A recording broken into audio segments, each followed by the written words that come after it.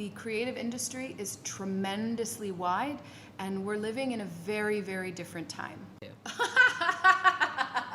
The absolute, I don't know about craziest, but my friends from art school are doing all kinds of insane, wonderful jobs.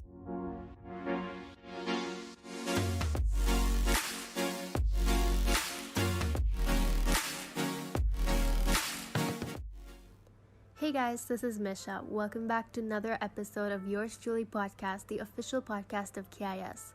We're launching a series called Teachers Talk, where we're having insightful conversations with some of the teachers we learned from at KIS. This week, we've got Miss Jessie, the DP Visual Art teacher, and our fellow team member, Jonah. Okay, so welcome back to the podcast, and today I'm doing the art interview with Miss Jessie. Hi, thanks a lot for taking the time to ask some questions. Happy to talk with you guys today. So first I wanted to ask, how do you make money as an artist in a job? Because I know that a lot of people are kind of worried about that, especially parents. Absolutely. This is a really, really important question, and there's a couple of different things. First of all, it's not some big kind of mystery what kind of salaries come along with creative jobs. So one of the first things that you can do, especially if this is something that you feel like your parents are really concerned about, maybe you're one of those people that really wants to study something creative, but your parents are just not yet convinced. Rather than just having some kind of an argument or disagreement with them, the best thing you can do is present them with information. So one of the things that I suggest that everybody does is get online and begin to research starting salaries for the jobs that you are considering. The creative industry is tremendously wide, and we're living in a very, very different time. Okay, so in your parents' time and your grandparents' time, back then, art school was really painting and sculpture, and these were considered kind of the high arts and what you studied. But now it's very much art and design school. There's very, very few people that are coming out with just degrees in things like painting and sculpture. Nowadays, when you're coming out of art school, you are coming out of art and design school with the ability to do something very specific, right? So that's why things have become so specialized. I feel like when I used to work for a university, I used to work for Parsons in New York City, and when a parent would ask me, like, how is my kid gonna get a job? What I would do would be to turn the question around on them, and I would say, you name me one thing that you touched today that didn't involve an artist, that didn't involve the job of a creative person. And I mean from the second that you wake up, you probably set your alarm on your phone, right? That's industrial designers, that's app designers. From the bed sheets that you wake up in, there's our textile designers. The bed that you're sleeping in, the home that you're in, the lights that are in your room. Maybe you go in to your bathroom to use your toothbrush, right? Like, we've already covered architecture, interior design, product design, app design, like I can, go on and on. So there simply isn't a single industry in the world that doesn't hire creative people. But the problem is when people are thinking about how to make money, they're usually just picturing something that's outdated, right? They're thinking about like a movie where someone's behind an easel with a beret, when the reality is there is good money to be had, and it is not a mystery. So get online, get on job boards and start looking up how much does an architect make? How much does an animator make? How much does a furniture designer make? And you can look these up in the cities that you're interested in working. So these are the kinds of things that will change your parents' mind, is if you come at them and you explain, actually, I know that what you want me to study is this, but look at the starting salaries for this job that I actually want to do and how it's comparable. Does that make sense? Yeah. What's the craziest job you've seen in art school that someone has gone into?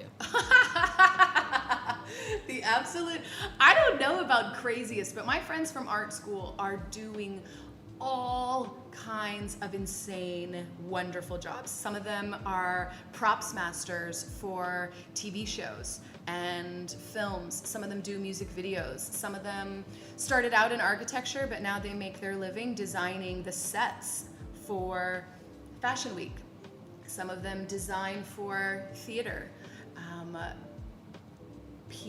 A lot of my friends did go in. It was a very hot time in the year 2000, to date myself. It was a very hot time when things were shifting into 3D animation. So a lot of my friends went to work for the big animation studios. They went to work for Pixar, they went to work for Rhythm and Hues, they were visual effects artists. Like, this was exploding. And motion media was exploding, which is basically like graphic design in motion. It's animating text, not animating characters. But I mean, everything under the sun. People scattered to the wind, and some people found themselves like designing aprons. Other people, for huge companies. Some people went to work for big companies. Some people decided to freelance. But I think that when you're thinking about how to make money, know that the money is there. Okay, so you need to align your values and think about what is actually most important to you.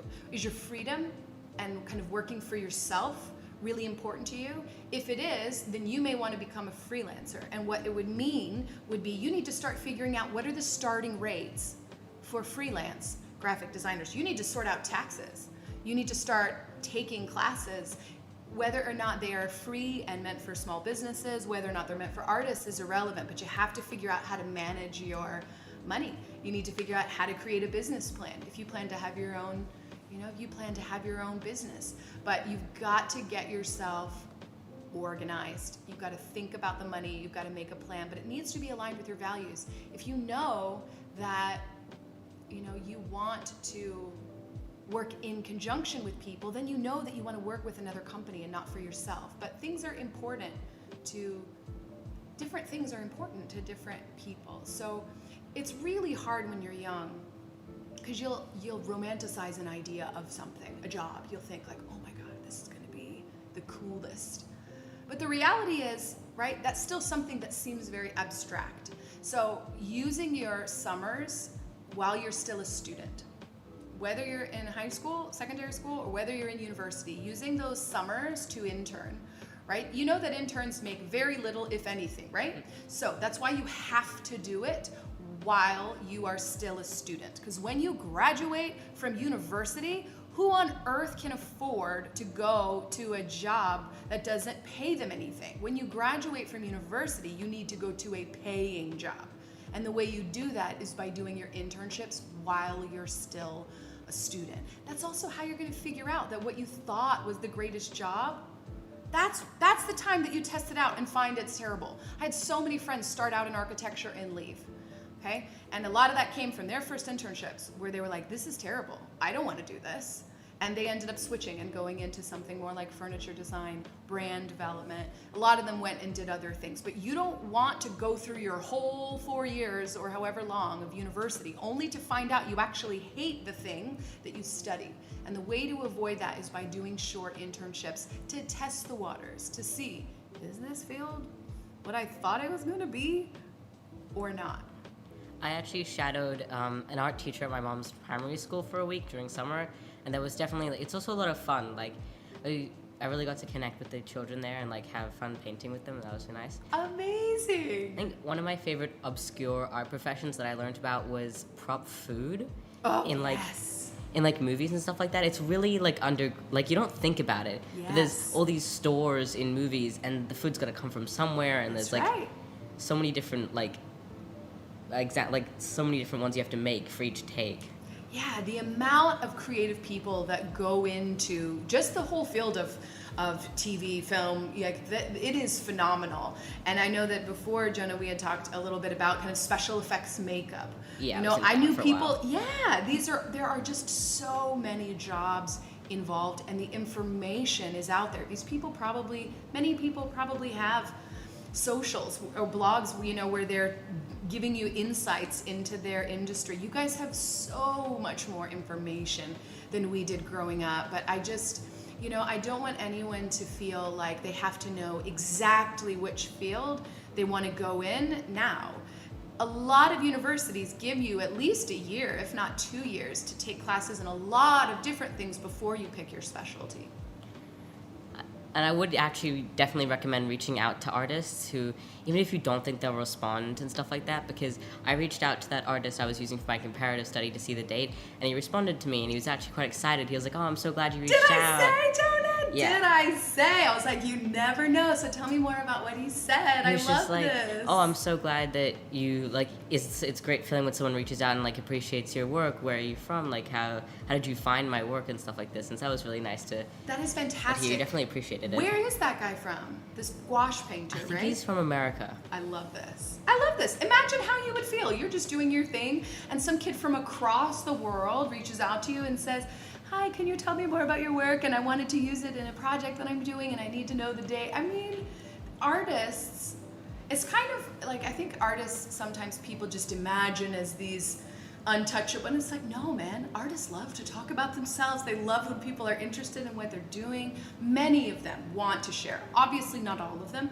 but it's worth it to reach out, and I'm so happy to hear that they were amazing and open and receptive, and you got to start a dialogue. And these are the kinds of things that make a big difference in your projects, because now you have real firsthand information. It's not just something you got out of a book. It's something the person actually told you. So I also wanted to get into, like, the competitiveness of art, because that's a big thing. Yes. It's quite usually self-driven. Well, I mean, mainly self-driven, but it's also, like, it's really big for, like, young artists, comparing, like, their age to, like, the age of artists that, Okay. like... This Something is like so that. true. And you know what? Lots of artists didn't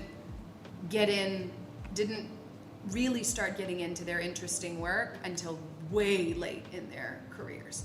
I know that it can be tempting to try to compare year to year and think comparing someone's timeline to yours.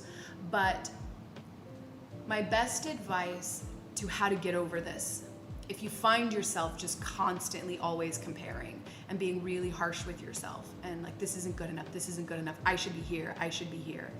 The best thing that you can do is to actually build a real and involve yourself in a real artistic community.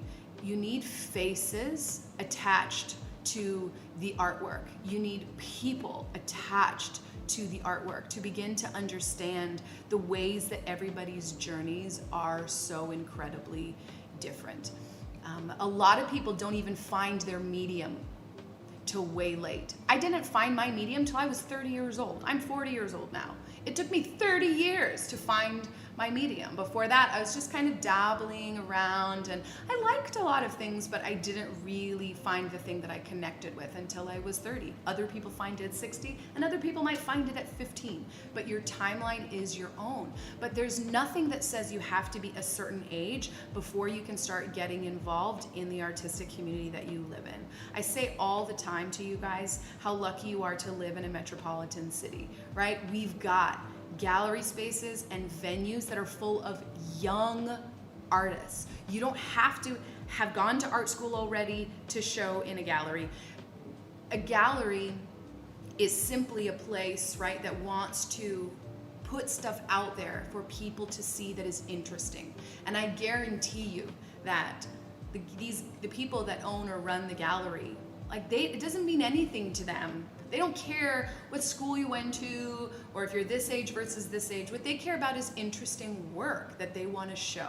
So you have to embed yourself. You have to go to workshops. This is another thing that I do on the regular, at least usually once a month.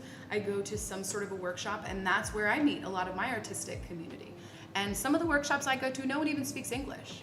That doesn't matter to me at all, because when you're doing a creative thing, you are learning by watching. You are learning by, people can always show you something with their hands. So going to workshops, many of them are free. Sure, some of them are low cost, but they're incredibly worth it to just getting you into a community. Also, go to places where creative professionals hang out, like TCDC, this amazing library design center in Chinatown. For those of you who haven't been there, Ooh, there's actually also one at the top floor of Emporium, It's great for studying, and you can get like a really cheap like year-long pass. It's 600 baht, y'all. For a year long. 600 baht for the year. And they have exhibitions, they have events. It's an amazing place to study. They have huge design libraries. They have hundreds of thousands of books. They have a nascent materials library where you can see new materials that are more sustainable, that are coming out in the world. And it's also just where you're going to find creative people gathering, is in hubs like this. So going to those, attending workshops, go to the things for Design Week, the illustration fair, the art book fair, the Biennale, like all of these is where you meet them. And you are not too young to build this community with people that are older than you. They will mentor you. They're the ones who are going to be getting you internships, and they're going to be the ones to help kind of nurture you. And it stops becoming so competitive because they're real people. And not just an artwork. It's artwork attached to a person. And I find Bangkok to be an incredibly collaborative place where people want to share. Many cities, like New York is one of them, right? It's hyper competitive and people aren't as open to share resources. But in Bangkok, I find it an incredibly collaborative and friendly environment. So just, you don't need to wait. I feel like when I ask students, why don't you do this? A lot of times it's because they just feel like, oh, well, I'm too young to get a show. No, you're not. You're not. Many of you are doing work that could absolutely be in a gallery right now. I also wanted to touch on your favorite medium. Like, what is it? My favorite medium is fibers and textiles. And a lot of people don't really even, they're like, that word is even weird. Like, what is a fiber? What does textiles really mean? A fiber is something that is just longer than it is wide. Some of them are man-made, some of them are from the land, they might be animals, and I love anything to do with fibers. Sometimes it's more sculptural, sometimes it's weaving, sometimes it's more tapestry, it's knotting, rugs. I used to make upholstery. Crochet, there's knitting, there's all kinds of different things, but I really, really love basketry as well, and that's something that being in Thailand has just been really wonderful and inspiring for me. It's allowed me to get my hands on materials that are really cheap, and it's an amazing country for rattan and for woven natural fibers. So it's been really, really great, but I find basketry is so special to me because it is civilization's first craft. It was the first art that we had. The minute our ancestors, and I mean like our species, like our earliest human ancestors, when they decided to start moving, they needed baskets to carry their children and water and food, and baskets are a lot lighter and less fragile than pottery, so that's why we traveled with baskets. But for whatever reason, there's something with me when I'm making basketry or sculptures made of this fiber, it feels like this thing that takes me through time, because it's this ancient thing that you still do in a somewhat similar way, even though there's a lot of new and contemporary techniques. It still is something that we did hundreds of thousands of years ago. And that just completely blows my mind. So there is something about it being so old that I love. So how did like textiles and basketry go into teaching high school? Teaching is something I'd always done in terms of when I was really young. I'd always taught. Even when I was, one of my high school jobs, when I was y'all's age, I was 16, 17, and I used to teach gymnastics. I used to be really fit. And one of the ways that I made money when I was in school was by teaching young kids gymnastics, like 6-year-old, 7-year-old kids. That was what I did after school. I went and taught gymnastics, one of my many, many jobs. And so teaching was just always something that I felt comfortable with. When I was 18, my parents, I moved all over, I'd grown up all over the place. And then when I was 18, in my first year of university, my parents had moved to Texas. And I was not going to spend a summer in Texas. I wasn't going to do it. No offense to anybody from Texas. Austin's honestly pretty great. But it was also a scenario where it had never been my home, and my parents had moved there and I had no connection to it, and I just wasn't gonna go. So I got online. It was the very early days of the internet, but there was a site called jobsabroad.com, and I got myself a job teaching in Italy in summer camps. And I was an English teacher, but we taught English through art and through drama. So I was 18 years old, making more money than I'd ever made in my life, working for the Italian Ministry of Education in these summer camps, city camps, all throughout Italy. And it was just so much fun. And I couldn't believe it was a job. I just thought it was the greatest thing. I was so young, and the fact that I could do it, it was something that had always been in the back of my mind. And then in college, university, I took classes in art therapy, and that was really important for me in thinking how important art can be as a way to heal us and a way to allow us to funnel some of our trauma. I think many of us, right, we turn to our art. It's a very soothing thing that we do. And so I have only ever taught for 3 to 4 years at a time, and then I often do another kind of job that doesn't involve teaching, and then I will come back. So teaching's just always been in the mix. Are you still in the art community? Like, do you go to like painting classes on the weekend? Oh my gosh, yes. Oh my gosh, yes.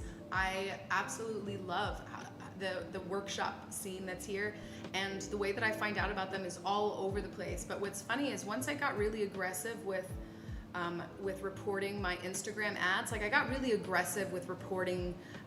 There's a thing about turning a certain age where suddenly in my Insta, all of my ads were for things that I found offensive. Like it was all just plastic surgery, freeze your eggs, all of this stuff that I was like, I don't want any of that. So I aggressively started reporting all of it as offensive to me. And I would immediately start, right after I would report it, I would go into Instagram and I would go to gallery sites and artsy things. And eventually the algorithm learned the kind of stuff that I like. And most of the workshops that I go to now, I often find out through Instagram. I did this amazing one doing terrazzo with plaster and cement, and I found that because now I made the algorithm obey my actual interests. So all I get ads for now is artsy stuff, gallery openings, and seafood restaurants. It'll be like, here's where you can buy fresh crab and stuff like that. That's it. No more crap I don't like. So I strongly encourage you to report the ads that you're getting on your nerves on your socials, and then immediately click through things you do like, because there isn't a really central place online, I find, for Bangkok to learn about these things, so you have to get them through a lot of socials. And do you think like the way you grew up had an effect on your art? Massively. I had already moved 12 times by the time I was 18. So I had seen a lot of different kinds of art, and it made me very adaptable the way that I grew up. It's not easy. A lot of you that are listening to this podcast, I'm sure many of you are also third culture kind of kids, and it definitely makes you super adaptable, but it also just gave me so much exposure to art that was outside of, imagine if I had just grown up in only a small town in America versus being able to grow up in Madrid and in Hong Kong and in Turkey and in, all of these places all over the world. I went to my first museum when we moved to Madrid at 9 years old. So Spain has a special place in my heart. I had a Spanish woman who was my teacher, and she was married to an artist, and she really encouraged me, and she would let me work on my art all day and take my other subjects home, and she would just let me be in my creative flow. So 100% the environment I grew up in is part of why I became an artist. Seeing it as an option even is something we can take for granted. So if you have parents that have ever taken you to an art show or some sort of festival, know that not everybody has that, and be appreciative. I'm so appreciative that my parents supported me. Cool, thank you. So I think that's like running out the end of the podcast. All right. Well, I hope that some of that was helpful or insightful. If you have anything else that you want to ask me, people listening, if I work at your school, please come and talk to me, and I'm happy to answer any questions you may have, but happy to talk to you guys. Hope you have an awesome day. You too, thank you. You're welcome. If you've got any comments or feedback, you can post them on our YouTube channel. Thank you for listening.